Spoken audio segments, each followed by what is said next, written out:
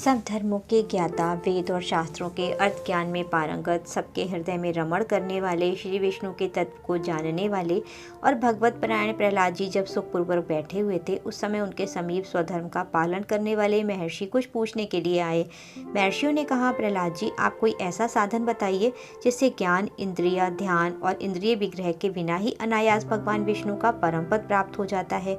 उनके ऐसा कहने पर संपूर्ण लोगों के हित के लिए उद्यत रहने वाले विष्णु भक्त महाभाग प्रहलाद जी ने संक्षेप में इस प्रकार कहा, हे महर्षियों, जो 18 पुराणों का सार से भी सार तत्व है, जिसे कार्तिकेय जी के पूछने पर भगवान शंकर ने उन्हें बताया था, उसका वर्णन करता हूँ, सुनिए। महादेव जी कार्तिकेय जी से बोले, जो कली में एकादशी की रात्रि में जागरण करके समय वैष्णव पाठ का पाठ करता है, उसको कोटि जन्मों के किए हुए 4 प्रकार के पाप नष्ट हो जाते हैं। जो एकादशी के दिन वैष्णव शास्त्र का उपदेश करता है, उसे मेरा भक्त जानना चाहिए। जिसे एकादशी के जागरण में निद्रा नहीं आती तथा जो उत्साहपूर्वक नाचता और गाता है, वो मेरा विशेष भक्त है। मैं उसे उत्तम ज्ञान देता हूँ और भगवान विष्णु मोक्ष प्रदान करते हैं। अतः मेरे भक्त को विशेष रूप से जागरण करना चाहिए। जो भगवान विष्णु से वैर करते हैं, उन्हें पाखंडी जानना चाहिए। जो एकादशी को जागरण करते और गाते हैं, उन्हें आधे निमेष में अग्निष्टोम तथा रतिरात्र यज्ञ के समान फल प्राप्त होता है। जो रात्रि जागरण में बारंबार भगवान विष्णु के मुखारविंद का दर्शन करते हैं, उनको भी वही फल प्राप्त होता है।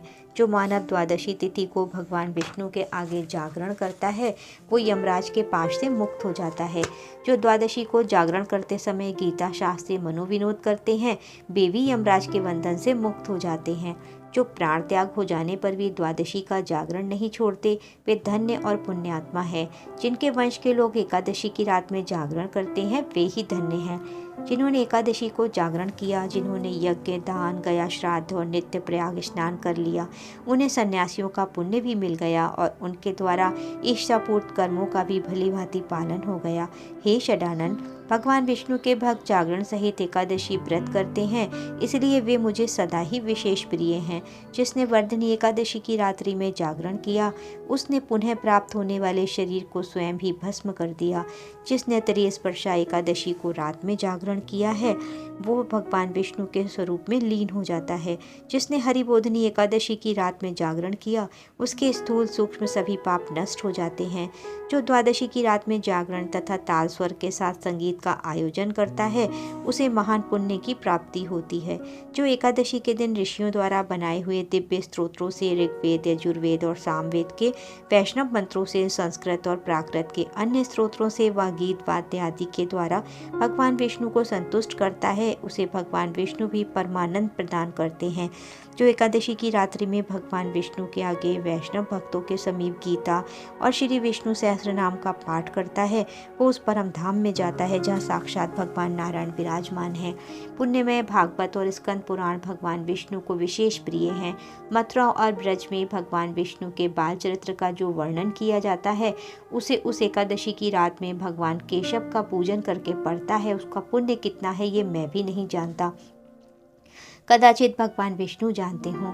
बेटा, भगवान के समीप गीत, नृत्य और स्तोत्र पाठ आदि से जो फल प्राप्त होता है, वही कली में श्री हरि के समीप जागरण करने से, श्री विष्णु सहस्त्र नाम, गीता और श्रीमद् भागवत का पाठ करने से सहस्र गुना होकर मिलता है।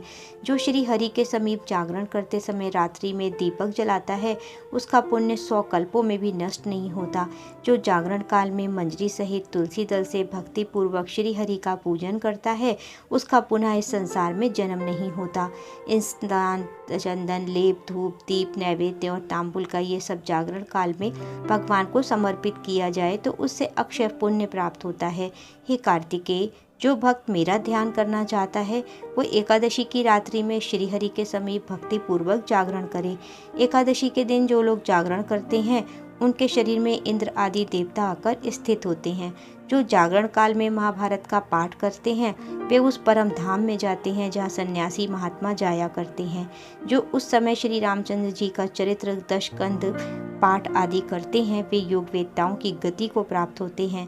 जिन्होंने श्री हरि के समीप जागरण किया, उन्होंने चारों वेदों का स्वाध्याय, देवताओं का पूजन, यज्ञों का अनुष्ठान और सब तीर्थों में स्नान कर लिया। श्री कृष्ण से बढ़कर कोई देवता नहीं है और एकादशी व्रत के समान दूसरा कोई व्रत नहीं है।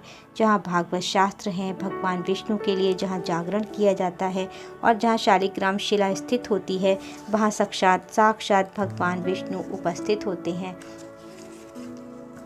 एकादशी के व्रत की विधि हम किस प्रकार करें, आइए जानते हैं। दशमी की रात्रि को पूर्ण ब्रह्मचर्य का पालन करें, भोग विलास से भी दूर रहें। प्रातः एकादशी को लकड़ी का दातून और पेस्ट आदि का उपयोग ना करें। नींबू, जामुन या आम के पत्ते लेकर चबाएं और उंगली से कंठ को शुद्ध करें। वृक्ष से पत्ता तोड़ना भी वर्जित है, अतः स्वयं गिरे हुए पत्तों का सेवन करें। यदि संभव हो तो 12 कुल्ले करें। स्नान आदि करके मंदिर में जाकर गीता पाठ करें और पुरोहित आदि से श्रवण करें। प्रभु के सामने इस प्रकार प्रण करना चाहिए कि आज मैं चोर, पाखंडी और दुराचारी मनुष्य से बात नहीं करूंगा और ना ही किसी का दिल दुखाऊंगा। गौ, ब्राह्मण आदि को फलाहार व नादि देकर प्रसन्न करूंगा। रात्रि को जागरण कर कीर्तन करूंगा। ओम नमो भगवते वासुदेवाय उस 12 अक्षर मंत्र या गुरु मंत्र का जाप करूंगा। राम, कृष्ण, नारायण इत्यादि श्री विष्णु सहस्रनाम को कंठ का भूषण बनाऊंगा। ऐसी प्रतिज्ञा करके श्री विष्णु भगवान का स्मरण कर प्रार्थना करें कि हे त्रिलोकीनाथ, मेरी लाज आपके हाथ है, अतः मुझे इस प्रण को पूरा करने की शक्ति प्रदान कीजिए। मौन जप, शास्त्र पठन, कीर्तन, रात्रि जागरण एकादशी व्रत में विशेष लाभ पहुँचाते हैं। एकादशी के दिन अशुद्ध द्रव्य से बने पेय ना पिएं। कोल्ड ड्रिंक, एसिड आदि डाले हुए फलों के डिब्बाबंद रस का प्रयोग ना करें। 2 बार भोजन भी ना करें। आइसक्रीम व तली हुई चीज़ें ना खाएं। फल और घर से निकाला हुआ फल का जूस या थोड़ा दूध या जल पर रहना विशेष लाभदायक है। इन व्रत के दिनों में दशमी, एकादशी और द्वादशी, इन तीनों तिथियों में कांसे का बर्तन, मांस, प्याज, लहसुन, मसूर, उड़द, चने की दाल, शाक, शहद, तेल और अधिक जल का सेवन ना करें।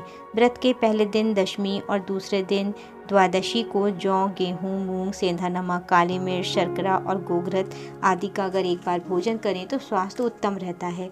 फलाहारी को गोभी, गाजर, शलजम, पालक, कुल्फा का साग इत्यादि सेवन नहीं करना चाहिए।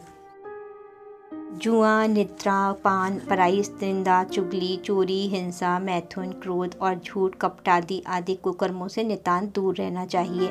बैल की पीठ पर सवारी ना करें। भूलवश किसी निंदक से बात हो जाए तो इस दोष को दूर करने के लिए भगवान सूर्य के दर्शन और धूप दीप से श्री हरि की पूजा कर क्षमा मांगना चाहिए।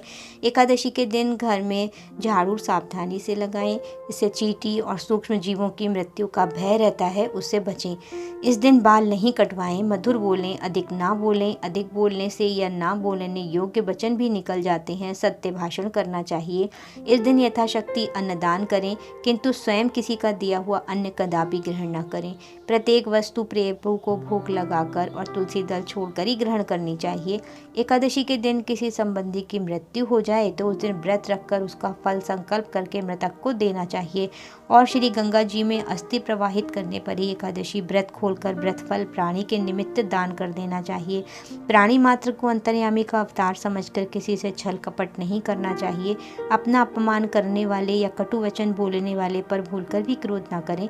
संतोष का फल सर्वथा मधुर होता है। मन में दया रखनी चाहिए। इस विधि से व्रत करने वाला उत्तम फल को प्राप्त करता है। द्वादशी के दिन ब्राह्मणों को मिष्ठान, दक्षिण आदि से प्रसन्न कर उनकी परिक्रमा कर लेना चाहिए। जब हम दूसरे दिन अपना उपवास खोलें तो व्रत खोलने के लिए द्वादशी को सेवा पूजा की जगह बैठकर भुने हुए 7 चनों के 14 टुकड़े अपने सिर के पीछे घुमाकर फेंकने चाहिए और प्रभु से प्रार्थना करें कि हे प्रभु, मेरे 7 जन्मों के शारीरिक, वाचिक और मानसिक पाप नष्ट हो जाएं। ये भावना करते हुए 7 अंजलि जल पिएं और चने के 7 दाने खाकर व्रत को खोलना चाहिए। आज पापमोचनी एकादशी की व्रत कथा।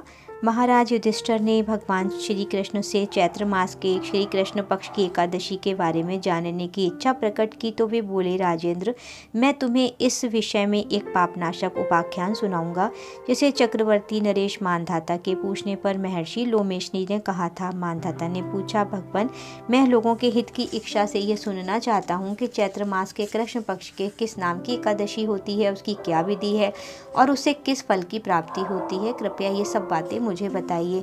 लोमशी ने कहा, नृपश्रेष्ठ, पूर्व काल की बात है। अप्सराओं से सेवित चैत्ररथ नामक वन में, जहाँ गंधर्वों की कन्याएं अपने किंकरों के साथ बाजे बजाती हुई विहार करती हैं, मंजू घोषा नामक अप्सरा मुनिवर मेधावी को मोहित करने के लिए गई। वो महर्षि चैत्ररथ वन में रहकर ब्रह्मचर्य का पालन करते थे। मंजू घोषा मुनि के भय से आश्रम से एक कोस दूर ही ठहर गई और सुंदर ढंग से बीड़ा बजाती हुई मधुर गीत गाने लगी। मुनि श्रेष्ठ मेधावी घूमते हुए उधर जा निकले और उस सुंदर अप्सरा को इस प्रकार गान करते देख बरबसी मोह के वशीभूत हो गए। मुनि की ऐसी अवस्था देख मंजू घोषा उनके समीप आई और बीड़ा नीचे रखकर उनका आलिंगन करने लगी। मेधावी भी उसके साथ रमण करने लगे। रात और दिन का उन्हें भान न रहा। इस प्रकार उन्हें बहुत दिन व्यतीत हो गए। मंजू घोषा देवलोक में जाने को तैयार हुई। जाते समय उसने मुनिश्रेष्ठ मेधावी से कहा, ब्राह्मण, अब मुझे अपने देश जाने की आज्ञा दीजिए। मेधावी बोले, देवी, जब तक सवेरे की संध्या ना हो जाए तब तक मेरे ही पास ठहरो। अप्सरा ने कहा, बेप्रवर, अब तक न जाने कितनी संध्याएं चली गईं। मुझ पर कृपा करके बीते हुए समय का विचार तो कीजिए। लोमशी कहते हैं, राजन, अप्सरा की बात सुनकर मेधावी चकित हो उठे। उस समय उन्होंने बीते हुए समय का हिसाब लगाया तो मालूम हुआ कि उसके साथ रहते हुए उन्हें 57 वर्ष हो गए। उसे अपनी तपस्या का विनाश करने वाली जानकर मुनि को उस पर बड़ा क्रोध आया। उन्होंने श्राप देते हुए कहा, पापिनी, तू पिशाची हो जा। मुनि के श्राप से दग्ध होकर वो विनय से नतमस्तक होकर बोली, विप्रवर, मेरे श्राप का उद्धार कीजिए। 7 बाघ के बोलने या 7 पद साथ साथ चलने मात्र से ही सत्पुरुषों के साथ मैत्री हो जाती है। ब्राह्मण, मैंने तो आपके साथ अनेक वर्ष व्यतीत किए हैं, अतः स्वामिन मुझ पर कृपा कीजिए। मुनि बोले, भद्रे, क्या करूं? तुमने मेरी इस बड़ी तपस्या नष्ट कर डाली। फिर भी सुनो, चैत्र कृष्ण पक्ष में जो शुभ एकादशी आती है उसका नाम है पाप मोचनी। वो शाप से उद्धार करने वाली और सब पापों का क्षय करने वाली है। सुंदरी, उसी का व्रत करने पर तुम्हारी पिशाचता दूर होगी। ऐसा कहकर मेधावी अपने पिता मुनिवर च्यवन के आश्रम में चले। च्यवन ऋषि ने पूछा, बेटा, ये क्या किया? तुमने तो अपने पुण्य का नाश कर डाला। मेधावी बोले, पिताजी, मैंने अप्सरा के साथ रमण करने का पातक किया है। अब आप ही कोई प्रायश्चित बताइए जिससे पातक का नाश हो जाए। च्यवन ने कहा, बेटा, जो चैत्र कृष्ण पक्ष में पाप मोचनी एकादशी आती है उसका व्रत करने पर पाप राशि का विनाश हो जाएगा। पिता का यह कथन सुनकर मेधावी ने उस व्रत का अनुष्ठान किया। इससे उसका पाप नष्ट हो गया और वो पुनः तपस्या से परिपूर्ण हो गए। इसी प्रकार मंजू घोषा ने भी इस उत्तम व्रत का पालन किया।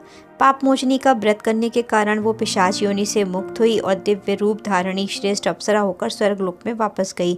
भगवान श्री कृष्ण कहते हैं, राजन, जो श्रेष्ठ मनुष्य पाप मोचनी एकादशी का व्रत करते हैं उनके सारे पाप नष्ट हो जाते हैं। इसको पढ़ने और सुनने से सहस्र गौदान का फल मिलता है। ब्रह्म हत्या, सुवर्ण की चोरी, सुरापान और गुरुपत्नी गमन करने वाले महापातकी की भी इस व्रत का करने से पाप मुक्त हो जाता है। ये व्रत बहुत पुण्यमय है।